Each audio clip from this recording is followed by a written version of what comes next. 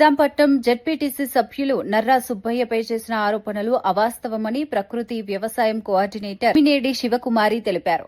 ఆదివారం విలేకరులతో మాట్లాడిన ఆమె తాను నిజాంపట్నం మండలంలో ప్రకృతి వ్యవసాయం కోఆర్డినేటర్గా పనిచేస్తున్నానని చెప్పారు. మండల వ్యవసాయ అధికారి చుక్కా విజయరాజుతో గతేడాది నుంచి కలిసి ఉంటున్నట్లుగా తెలిపారు.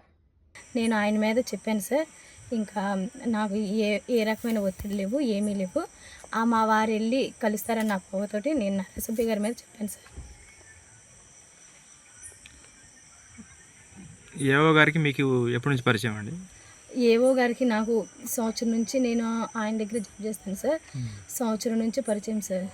మరి సుబ్బయ్య గారి మీద ఆరోపణలు చేసిన వాస్తవేనండి?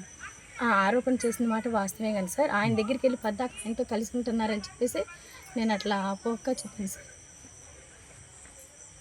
సుబ్బయ్య గారు మిమ్మల్ని సెక్సువల్గా అరెస్ట్ చేశారా?